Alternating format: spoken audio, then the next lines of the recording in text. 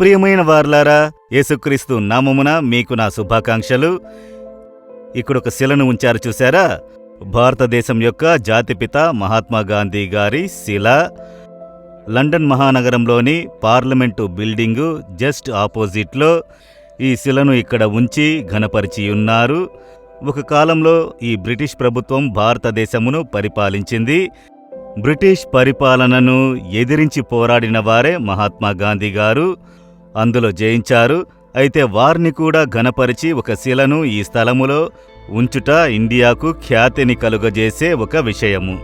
సరే, మహాత్మాగాంధీ గారు స్వతంత్రము కొరకు పోరాడినారు. అంతకుముందు కూడా అనేకులు యుద్ధాలు చేశారు, పోరాడినారు, రక్తము చిందించారు, ఎన్నో చేశారు.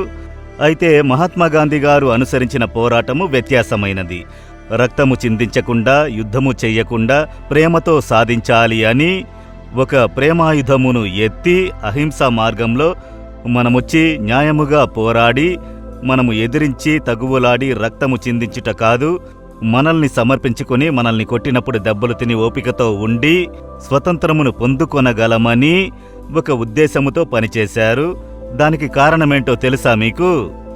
మహాత్మాగాంధీ గారు వేద గ్రంథమును చదివినప్పుడు మత్తయి 5వ అధ్యాయము, 6వ అధ్యాయము, 7వ అధ్యాయము, ఈ 3 అధ్యాయాలు అవి ఆయన జీవితమును తలక్రిందులుగా చేసినవి. వారే దాన్ని సూచించారు.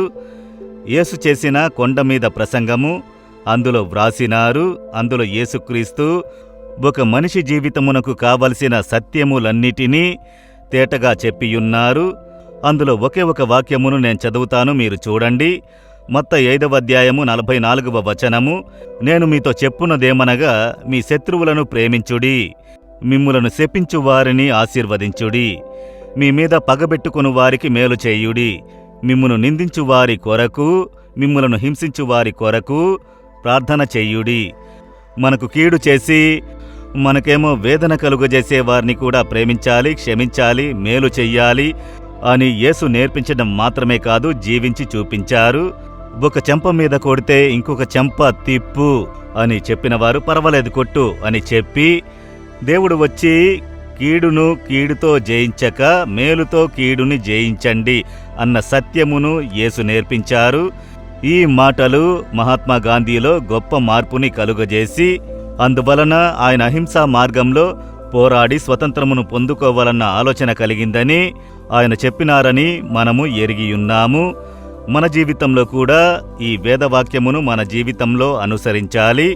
మనందరికీ శత్రువులు ఉంటారు, పగబెట్టుకుని వారు ఉంటారు, హింసించువారు ఉంటారు. అందరి జీవితంలో ఎవరో ఒకరుంటారు, ఇంట్లో ఉంటారు, బయట ఉంటారు, ఉద్యోగం చేసే స్థలములో, సేవ చేసే ప్రాంతంలో అనేకులు ఉంటారు. వారందర్నీ మనం ప్రేమించి ప్రేమ చూపి మనం జయించి ముందుకు సాగాలని యేసు చెప్పారు. మీరు దాన్ని చేపట్టుకున్నప్పుడు సాధించెదరు. అయితే ఈ యేసు జీవించి చూపించినట్లు మనము దాన్ని అనుసరించాలి. ఇప్పుడు దాని కొరకు సమర్పించుకుంటారా? అలాగే హృదయంలో చేపెట్టుకుని చెప్పండి, యేసయ్యా, నేను శత్రువుని ప్రేమించాలి, శపించు వారిని ఆశీర్వదించాలి, నాకు కీడు చేయు వారికి నేను మేలు చెయ్యాలి, దాని కొరకు నన్ను సమర్పించుకుంటున్నాను, ఆ హృదయమును నాకు ఇవ్వుడి. యేసు నామములో ప్రార్థిస్తున్నాను తండ్రి. Amen, amen.